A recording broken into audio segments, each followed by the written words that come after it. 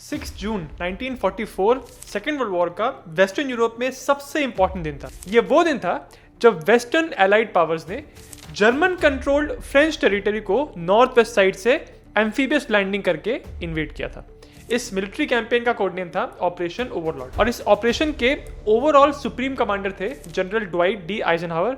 ये वही इंसान है जो आगे जाके कुछ सालों के बाद अमेरिका के राष्ट्रपति बने थे। आप ऑलरेडी जानते ही होंगे कि ऑपरेशन ओवरलॉर्ड कामयाब हुआ था।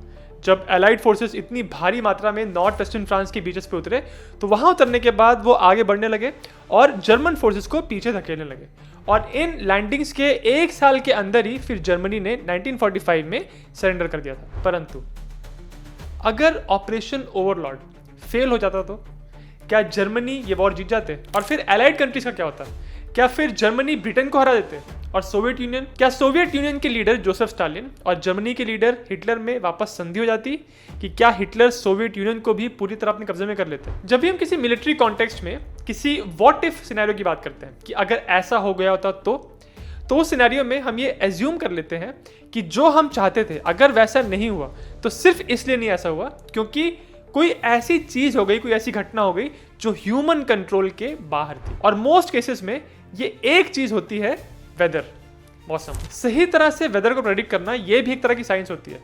अब अगर देखा जाए तो वेदर की कुछ चीजों को आप कुछ दिनों पहले एडवांस में प्रेडिक्ट कर सकते हो। मतलब आप ये कह सकते हो मोटा मोटा कि कब बारिश होगी, कब बहुत धूप होने वाली है, कब बर्फ पड़ेगी। ये सारी चीजें आपको कुछ दिनों पहले से पता रहती हैं।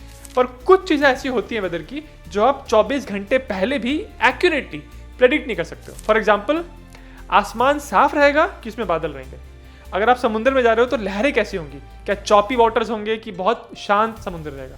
ये सारी चीजें प्रेडिक्ट करना बहुत मुश्किल होता है। इनफैक्ट आज के टाइम में सैटेलाइट्स आ गई हैं, टेक्नोलॉजी है, तो ये थोड़ा आसान हो गया है। पर हम बात कर रहे हैं 1944 की, यानी आज से 80 साल से पहले। उस समय सब कुछ नहीं था, तो उस समय ये वेदर प्रेडिक्शन करना और मुश्किल था। और खास करके हम बात कर रहे हैं इंग्लिश चैनल की, जहां पे वेदर कंडीशंस बहुत वॉलेटाइल होती थी, बहुत अनप्रेडिक्टेबल होती थी। तो वहां पे सही प्रेडिक्शन करना बहुत बहुत बहुत मुश्किल था। इसीलिए ऑपरेशन ओवरलॉर्ड की प्लानिंग करते समय एलाइड प्लानर्स ने ये एज्यूम करके प्लान बनाया था कि जब वो एक कैंपेन लॉन्च करने वाले हैं जून के स्टार्टिंग के दिनों में, इंग्लिश चैनल में वेदर अच्छा होगा। पर रियलिटी में सिचुएशन कुछ चेंज हुई। कहानी शुरू होती है 5 जून 1944 से, यानी रियल डी डे जिस दिन हुआ था उसके एक दिन पहले। जून 1, 2 और 3 को वेदर साफ था और इनफैक्ट सुंदर भी था। पर इसके बाद फिर वेदर खराब होने लगा। पहले हल्की फुल्की बारिश हो रही थी, पर बाद में ये बारिश तेज हो गई। अब जो ओरिजिनल प्लान था ओवरलॉर्ड को लॉन्च करने का, वो था 5 जून का। तो एक दिन पहले यानी 4 जून की सुबह 4 बजे सारे एलाइड प्लानर्स की जो सीनियर ऑफिसर्स हैं उनकी एक वेदर मीटिंग हुई। अब इस मीटिंग में जो वेदर का मेन प्रेडिक्शन करने वाले थे उनका नाम था ग्रुप कैप्टन जेएम स्टैग। इन्होंने supreme allied commander general Dwight Eisenhower को बताया कि उनको ऐसा लग रहा है कि आगे आने वाले कुछ समय में वेदर और खराब होगा। और ग्रुप कैप्टन स्टैग के इसी प्रेडिक्शन के ऊपर आइजनहावर ने 5 जून को ये ऑपरेशन ओवरलॉर्ड करने की लॉन्च डेट एक दिन पोस्टपोन कर दी और उन्होंने कहा फिर से हम अगले दिन वेदर देखेंगे और उसके हिसाब से डिसीजन लेंगे। अब अगले दिन यानी जून 5 की सुबह ग्रुप कैप्टन स्टैग ने फिर से वेदर प्रेडिक्शन किया। उन्होंने कहा कि आज शाम के टाइम से वेदर थोड़ा शांत होगा और इसके बाद से हमको 36 आवर्स मिलेंगे जब वेदर मोर और लेस क्लियर रहेगा। यानी इस टाइम पे हम अपना ट्रूप मूवमेंट कर सकते हैं इंग्लिश चैनल में। अब इसके जवाब में आइजनहावर ने उनसे पूछा कि क्या तुम इस बात की गारंटी लेते हो कि वेदर साफ रहेगा? उस टाइम पे ऐसा कहा जाता है कि स्टैग ने हंस के कहा था कि मैं क्या, कोई भी इस बात की गारंटी नहीं ले सकता कि वेदर जैसा मैं कह रहा हूं वैसा ही होगा। और ये बात सच है। आज हमारे पास इतनी टेक्नोलॉजी है, इतनी सैटेलाइट्स हैं, पर फिर भी अगर आप एकदम एक्यूरेट वेदर प्रेडिक्शन की बात करें तो ये आज भी नहीं हो पाता। और यहाँ पे मैं एक बात पे जोर डालना चाहता हूँ।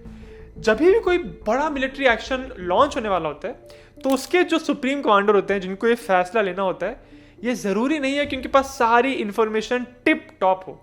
बहुत सारी ऐसी इंफॉर्मेशन होती है जहां पे कुछ ना कुछ गैप होता है और सारी इंफॉर्मेशन, सारी नॉलेज कमांडर के पास नहीं होती। तो उन सिचुएशंस में उस कमांडर को अपना एक्सपीरियंस और अपने गट फीलिंग, अपने इंस्टिंक्ट पे भरोसा करके एक फैसला लेना होता है। तो इसीलिए चाहे कोई भी देश हो, कोई भी मिलिट्री हो, चाहे उनके पास दुनिया भर की टेक्नोलॉजी हो, पर फिर भी ऐसा ऑलमोस्ट इम्पॉसिबल होता है कि कोई बहुत बड़ा मिलिट्री ऑपरेशन लॉन्च होने वाला है और कमांडर के पास सारी इंफॉर्मेशन है। यहाँ पे भी आइजनहावर ने यही किया।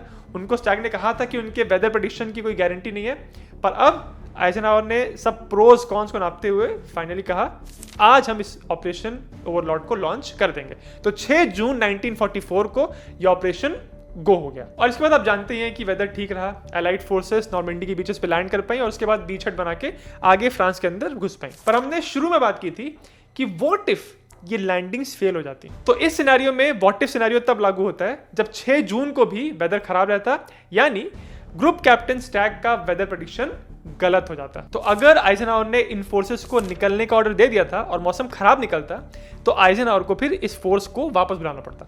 अब ये इतना आसान नहीं है कि इसमें 2-3 शिप में बैठ के लोग जा रहे हैं उनको वापस बुला लो। एक बहुत बड़ा मिलिट्री कैंपेन था ये, और इतने सारे मूविंग पीसेस जब होते हैं तो उनको स्टार्ट करना और वैसे ही स्टॉप करना, ऐसा अबॉर्ट करना इतना आसान नहीं होता। तो लॉजिस्टिकली एक बहुत बड़ा चैलेंज होता।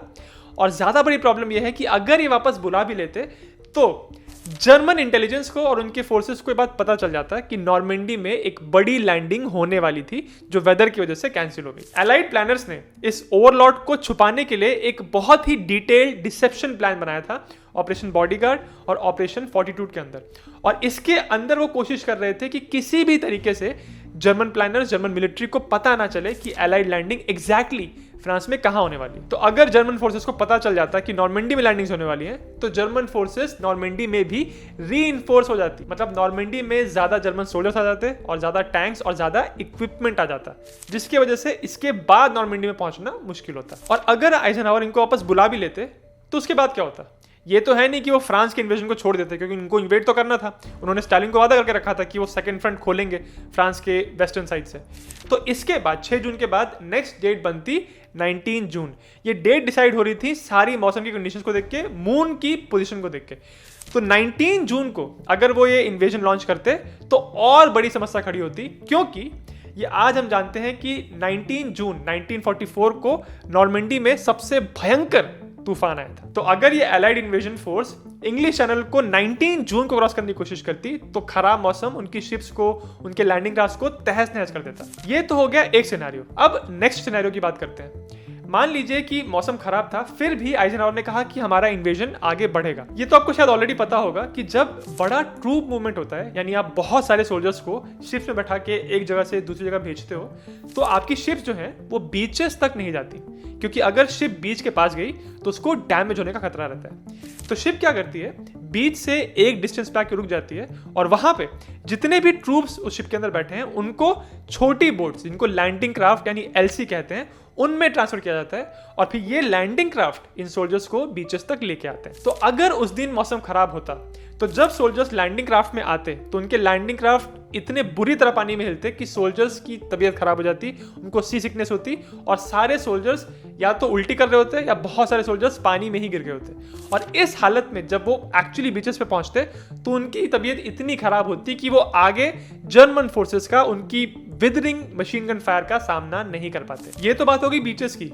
आसमान से जो पैराट्रूपर्स कूदने वाले थे अपनी डेजिग्नेटेड लैंडिंग साइट्स पे, वो भी अपने साइट्स पे नहीं कूद पाते, क्योंकि मौसम साफ नहीं होने की वजह से उनको लैंडिंग साइट्स का पता ही नहीं चलता। बिल्कुल वैसे ही जो एलाइड बॉम्बर्स ऊपर से फ्लाई कर रहे थे इन फ्रेंच बीचेस पे जहां पे जर्मन फोर्सेस थी उन पे बॉम्ब्स गिराने के लिए, वो भी अपने टारगेट को मिस करते हैं, क्योंकि मौसम खराब होने की वजह से उनको दिखाई ही नहीं पड़ता कि उनको कहां बॉम्बिंग करनी है। जो शिप्स बीच से बहुत दूर खड़ी थी वो अपनी नेवल गन्स को यूज करके ठीक है बीचेस पे फायर कर पाती, पर मौसम खराब होने की वजह से शिप भी स्टेबल नहीं होती और इसकी वजह से उनका जो गन से जो फायर आ रहा था वो भी एक्यूरेट नहीं होता, जिसकी वजह से जो बीचेस पे जर्मन फोर्सेस थी वो ज्यादातर हार्म नहीं होती, वो बच जाती और इसकी वजह से जो फोर्सेस बीच पे लैंड करने वाली थी उन पे बहुत जबरदस्त फायर आता। जब आइजनहावर को पता चलता कि उनकी जो पहली वेव पहुंची है बीच पे वो पूरी तरह पिन डाउन है और आगे नहीं बढ़ पा रही है, तो नेचुरल सी बात है अपने नुकसान को कम करने के लिए आइजनहावर सेकेंड और थर्ड वेव्स को बीचेस पे नहीं भेजते। और जो फर्स्ट वेव ऑलरेडी बीच पे पहुंच चुकी थी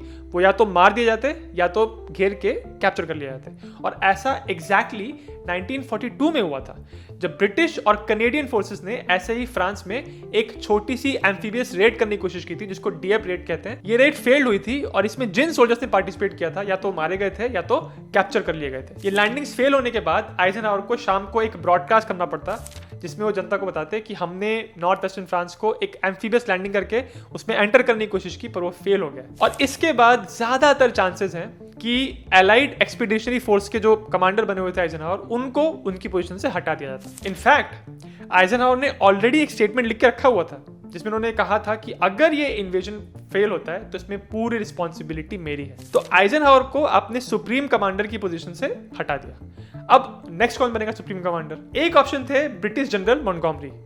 उन्होंने अफ्रीकन कैंपेन में, फिर इटालियन कैंपेन में अच्छा प्रदर्शन किया था। वो ब्रिटेन के सबसे फेमस कमांडर थे, पर अगर उनको सुप्रीम एलाइड कमांडर बनाने की बात होती तो शायद से अमेरिकन ऑफिसर्स इस बात के लिए राजी नहीं होते, क्योंकि वो एक ब्रिटिश ऑफिसर थे और अमेरिकन का यह मानना था कि इस इन्वेजन में सबसे ज्यादा मैन पावर, सबसे ज्यादा खर्चा, सबसे ज्यादा रिसोर्सेस अमेरिकन कर रहे हैं, तो उन्हीं का कोई कमांडर यहाँ पे होना चाहिए। तो नेक्स्ट अमेरिकन ऑप्शन थे जनरल ओमार ब्रैडली, पर वो भी आइजनहावर के साथ इसकी प्लानिंग में बहुत इन्वॉल्व थे, तो उनको भी शायद सेलेक्ट नहीं किया जाता। नेक्स्ट ऑप्शन थे फिर general George pattern.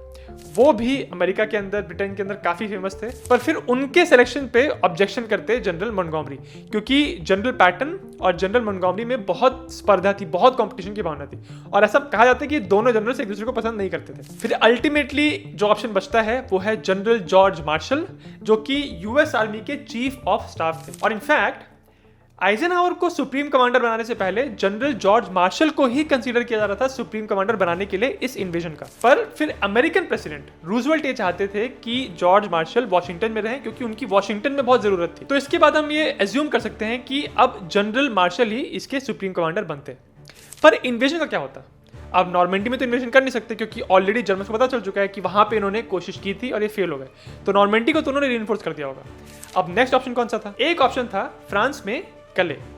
Now general George Patton already कह रहे थे कि कले में हमको लैंडिंग करनी चाहिए, पर कले ब्रिटेन के सबसे नजदीक था और ये एक ऑब्वियस जगह थी लैंडिंग करवाने की।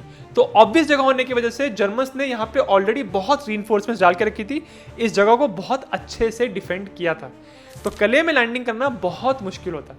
फिर और क्या लैंडिंग करते? नेक्स्ट ऑप्शन था फिर फ्रांस में कहीं साउथ से जाके एम्फीबियस लैंडिंग करना, और इनफैक्ट अगस्त के महीने में ये चीज एलाइड फोर्सेस ने की थी। इस कैंपेन का कोड नेम था ऑपरेशन ड्रैगून, और इसमें बहुत सारी एलाइड फोर्सेस को साउथ की डायरेक्शन से फ्रांस में लैंड करवाया गया था। तो अगर ओवरलॉर्ड फेल होता तो ज्यादातर चांसेस इस बात के हैं कि ऑपरेशन ड्रैगून को ये एलाइड फोर्सेस और रीइंफोर्स करती, उसमें और रिसोर्सेस और मैन पावर भेजती। ऑपरेशन ड्रैगून की लैंडिंग सक्सेसफुल भी हुई थी, पर ओवरलॉर्ड के कंपैरिजन में ये लैंडिंग्स छोटी थी। पर इतनी बड़ी इन्वेजन फोर्स को यहाँ लैंड कराने के बाद चैलेंज ये होता कि इस फोर्स को राइन नदी को क्रॉस कैसे कराया जाए और उसके बाद बर्लिन तक कैसे पहुंचाया जाए, क्योंकि एक लंबा डिस्टेंस ट्रैवल करना पड़ता। इसी वजह से नॉर्मेंडी को चुना गया था, क्योंकि नॉर्मेंडी में लैंड करके बर्लिन का जो रास्ता था, राइन नदी का रास्ता, उतना लंबा नहीं था। अगर ऑपरेशन फेल होता तो मिलिट्री के साथ साथ बहुत सारे पॉलिटिकल चेंजेस भी होते। सबसे पहले यूके के प्राइम मिनिस्टर विंस्टन चर्चिल की शायद से सरकार गिर जाती, क्योंकि उन्होंने ब्रिटिश जनता को और इनफैक्ट पूरी दुनिया को कह के रखा था कि हम जब फ्रांस में घुसेंगे तो फ्रांस को आजाद करवाएंगे, और अगर ये लैंडिंग फेल होती तो चर्चिल की बहुत बदनामी होती। अब चर्चिल के बाद जो सरकार पावर में आती, ऐसा नहीं है कि वो वॉर को बिल्कुल बदल ही देते, वो भी चर्चिल की तरह ही अमेरिकन सपोर्ट पे ही निर्भर होते। तो चर्चिल की गवर्नमेंट हटने के बाद भी ब्रिटेन के अप्रोच में कोई खास चेंज नहीं आता, क्योंकि ब्रिटेन तब तक उतना ताकतवर नहीं रह गया था। और अमेरिकन पॉलिटिक्स में क्या होता? रूजवेल्ट की बहुत बदनामी होती, और इस इंसिडेंट के 5 महीने के बाद अमेरिका में इलेक्शंस होने वाले थे। रूजवेल्ट शायद से फिर प्रेसिडेंट नहीं बनते, और जो नेक्स्ट व्यक्ति प्रेसिडेंट बनता, ऐसा हो सकता है कि वो जो रूजवेल्ट की यूरोप फर्स्ट की पॉलिसी है उसको चेंज करता और जापान के ऊपर ज्यादा फोकस करता, क्योंकि रूजवेल्ट की जो यूरोप फर्स्ट वाली पॉलिसी थी, इसको ऑलरेडी बहुत सारे लोग क्रिटिसाइज कर रहे थे। ये तो बात हो गई एलाइड फोर्सेस की। अब बात करते हैं दूसरी साइड की, जर्मनी में क्या होता? जब एडोल्फ हिटलर देखता कि नॉर्थ वेस्टर्न साइड से ये अलाइड लैंडिंग्स फेल हो गई हैं, तो ऐसा पॉसिबल है कि इतनी जो फोर्सेस यहाँ पे रखी थी उसमें से कुछ फोर्सेस को निकाल के वो वेस्टर्न फ्रंट से वापस ईस्टर्न फ्रंट पे ट्रांसफर कर देता और कोशिश करता कि सोवियत यूनियन पे वापस प्रेशर डाला जाए। एक और पॉसिबिलिटी है, हालांकि डिस्टेंट पॉसिबिलिटी है, बट ये भी हो सकता है कि हिटलर के मंत्री वापस कोशिश करते सोवियत यूनियन के मंत्रियों से बात करने की और हिटलर और स्टालिन के बीच में एक पैक्ट कराने की। मैं आपको याद दिलाऊंगा कि 1939 में जर्मनी और सोवियत यूनियन के बीच में एक पैक्ट होकर रखा था, नॉन एग्रेशन पैक्ट, जिसको मोलोटोव रिबेनट्रॉप पैक्ट भी कहते हैं। इस पैक्ट के अंदर इन दोनों कंट्रीज ने एक दूसरे को वादा किया था कि वो एक दूसरे के खिलाफ कोई मिलिट्री एक्शन नहीं करेंगे, इन्वेड नहीं करेंगे, लड़ाई नहीं करेंगे एक दूसरे से। तो इन दोनों कंट्रीज में संधि होना बहुत नई बात नहीं थी, पहले भी संधि हुई थी इन लोगों में। दूसरी बात, ये जो एलाइड कंट्रीज थी, इनमें जो 3 मेन पावर्स थी, यूएस, यूके और सोवियत यूनियन, इन लोगों का अलायंस बहुत नाजुक था। एक तरफ थे यूएस और यूके, इनकी पॉलिटिकल आइडियोलॉजी तो एक जैसी थी, पर दूसरी तरफ था सोवियत यूनियन, और ये इनकी पॉलिटिकल आइडियोलॉजी बाकी यूएस यूके से उतनी मैच नहीं करती थी। वो लोग अलायंस इसलिए बना लिया था हम लोगों ने क्योंकि इन दोनों का कॉमन एनिमी था जर्मनी। तो अगर एलाइड लैंडिंग्स नॉर्मंडी में फेल होती तो ऐसा हो सकता है कि जर्मनी में एक प्रोपेगेंडा मशीन वापस चालू होती और ये जर्मन मंत्री फिर सोवियत यूनियन के मंत्रियों को और शायद स्टालिन को भी ये कन्विंस कराने की कोशिश करते कि ये जो कैपिटलिस्ट गवर्नमेंट्स आ रही हैं ये जर्मनी को हराने के बाद फिर सोवियत यूनियन पे हमला करेंगी। तो ऐसा हो सकता है कि जर्मनी और सोवियत यूनियन वापस संधि करके हाथ मिला लेते और एक तरफ फिर जर्मनी सोवियत यूनियन हो जाते और एक तरफ यूएस यूके। जैसा मैंने कहा कि ऐसा होने का चांस बहुत बहुत कम है, पर ये पॉसिबल है। दूसरी पॉसिबिलिटी ये है कि ऑपरेशन ओवरलॉर्ड के फेल होने के बाद सोवियत यूनियन ईस्टर्न फ्रंट से एक बड़ा काउंटर अटैक जर्मन फोर्सेस पे ईस्टर्न फ्रंट पे करते, और ये उन्होंने एक्चुअली किया भी था। ऑपरेशन ओवरलॉर्ड के 2 हफ्ते के बाद जून के ही महीने में सोवियत यूनियन की आर्मी ने एक बड़ा ऑफेंसिव ऑपरेशन जर्मन आर्मी के अगेंस्ट लॉन्च किया था। इसका नाम था ऑपरेशन बाग्रेसियो, और इसमें जितनी फोर्सेस जितनी मटेरियल यूज हुई थी ये ऑपरेशन ओवरलॉर्ड से भी बड़ा था। हालांकि ज्यादातर लोग ऑपरेशन ओवरलॉर्ड के बारे में जानते हैं, बाग्रेसियो के बारे में उतना लोग नहीं जानते, पर बाग्रेसियो एक ज्यादा बड़ा ऑफेंसिव ऑपरेशन था। तो अगर ऑपरेशन ओवरलॉर्ड फेल हो जाता तो हो सकता है कि ऑपरेशन बाग्रेसियो को थोड़ा और पोस्टपोन किया जाता, पर जब ये ऑपरेशन लॉन्च होता तो शायद से रेड आर्मी जर्मन्स को हरा देती और हराते हराते बर्लिन को कैप्चर करने के बाद शायद पूरे जर्मनी को हराते हुए आगे शायद फ्रांस की तरफ भी बढ़ते। और ऐसा होने की भी बहुत छोटी सी पॉसिबिलिटी है कि शायद रेड आर्मी पूरे फ्रांस पे अपना कब्जा जमा लेते। बहुत छोटी पॉसिबिलिटी है बट पॉसिबल है। अगर ऐसा नहीं भी होता, अगर वो फ्रांस को नहीं हरा पाते, जर्मनी को पूरी तरह नहीं हरा पाते और ओवरलॉर्ड फेल हो जाता, तब भी यूएस यूके चुप नहीं बैठते। वो जो अपने बॉम्बिंग कैंपेन्स कर रहे थे जर्मनी के ऊपर, उनकी इंटेंसिटी, उनकी फ्रीक्वेंसी और बढ़ाते और बॉम्बिंग करते जर्मनी की इंडस्ट्रीज के ऊपर। और साथ ही साथ यूएस में ऑलरेडी एटॉमिक बॉम्ब का रिसर्च तो चल ही रहा था और 1945 जुलाई में ये बॉम्ब रेडी हो गया था। तो ऐसा हो सकता है कि ऑपरेशन ओवरलॉर्ड के फेल होने के बाद, बॉम्बिंग करते रहने के बाद अल्टीमेटली शायद से यूएस के लीडर्स जर्मनी के ऊपर ये एटॉमिक बॉम्ब गिरा देते। अगर जर्मनी में धमाका होता तो ये बात तो साफ है कि वहां की मिलिट्री फिर आगे लड़ाई नहीं कर पाती और वहां पे जो पावर वैक्यूम क्रिएट होता, अब उस वैक्यूम को भरने के लिए बाहर की आर्मीज अंदर आती। तो कौन सी आर्मीज आती है वहां पे? यूएस, यूके, थोड़ी बहुत फ्रेंच आर्मी और मोस्टली सोवियत यूनियन की आर्मी।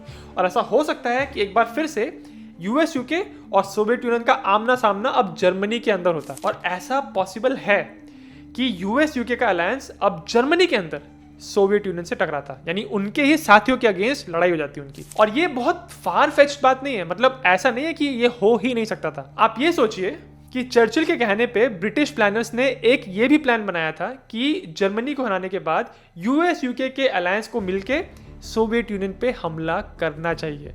ये जो पूरा प्लान था इसका नाम था ऑपरेशन अनथिंकेबल। मैंने इस पे वीडियो बनाया है, डिटेल लिंक डिस्क्रिप्शन में। तो ब्रिटेन के प्लानर्स में ये सोच थी कि वो सोवियत यूनियन पे आगे हमला कर सकते हैं अगर सोवियत यूनियन से रिलेशंस खराब हुए तो। दूसरी पॉसिबिलिटी ये थी कि यूएस यूके अलायंस बना के जर्मनी के अंदर सोवियत यूनियन पे हमला नहीं करते, बल्कि वो सोवियत यूनियन के साथ मिलकर जर्मनी को डिवाइड कर लेते, जैसा उन्होंने एक्चुअली किया था 1945 में। जर्मनी को 4 भागों में डिवाइड कर लिया था, एक मिला था यूएस को, एक यूके, एक फ्रांस और एक जर्मनी को। तो वैसा ना होकर शायद यूएस यूके का हिस्सा मिलता और एक सोवियत यूनियन को मिलता। और जैसा बर्लिन में वॉल बनी थी वैसी ही वॉल शायद जर्मनी के अंदर बन जाती। और जैसी वॉल बर्लिन के अंदर बनी थी, जिसको बर्लिन वॉल कहते हैं, जो इतने दशकों तक बर्लिन के अंदर खड़ी हुई थी सोवियत यूनियन की टेरिटरी और वेस्टर्न एलाइज की टेरिटरीज को अलग करने के लिए, वैसी एक लंबी सी वॉल शायद से जर्मन कंट्री के अंदर बन जाती। ये भी पॉसिबल है। एक ये भी पॉसिबिलिटी है कि जर्मनी को सबड्यू करने के बाद, हराने के बाद सोवियत यूनियन का ध्यान वापस जापान के ऊपर जाता। अब देखा जाए तो 1941 में जापान और सोवियत यूनियन के बीच में एक नॉन एग्रेशन पैक्ट साइन हो गया था। मतलब ये दोनों कंट्रीज एक दूसरे पे हमला नहीं करेंगे। पर जर्मनी को हराने के बाद ऐसा बिल्कुल पॉसिबल है कि रेड आर्मी इस पैक्ट को ऑनर नहीं करते और वो जापान को इन्वेड कर ही देते। और एक्चुअली उन्होंने ऐसा किया भी था। 1945 में अगस्त के महीने में रेड आर्मी ने जापान को इन्वेड किया था इस पैक्ट को तोड़ते हुए। 1945 तक आते आते जापान की मिलिट्री और उनकी इंडस्ट्रियल पावर बहुत वीक हो चुकी थी और दूसरी तरफ सोवियत यूनियन की मिलिट्री स्ट्रांग थी और उनकी इंडस्ट्रियल कैपेसिटी बहुत ज्यादा थी, अपने पीक पे काम कर रही थी, उनका प्रोडक्शन बहुत ज्यादा था।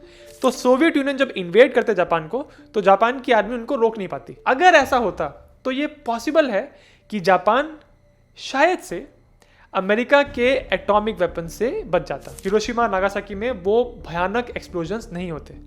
पर यह भी पॉसिबल है कि जापान का नॉर्दर्न हिस्सा फिर सोवियत कंट्रोल में आ जाता और वो कम्युनिस्ट बन जाता है। और फिर यह भी पॉसिबल है कि नीचे के हिस्से को फिर शायद से अमेरिकन अपने कंट्रोल में लेने की कोशिश करते हैं। और इस सब की वजह से फिर जापान के भी शायद से दो हिस्से हो जाते, जैसे वियतनाम का हुआ था एक टाइम पे, नॉर्थ वियतनाम, साउथ वियतनाम, और जैसा आज के तारीख में भी कोरिया के अंदर है, नॉर्थ कोरिया और साउथ कोरिया। पर ये जितनी भी सारी पॉसिबिलिटीज हमने कंसिडर की, ये सारी स्पेक्यूलेशंस हैं, सिर्फ अटकलें हैं।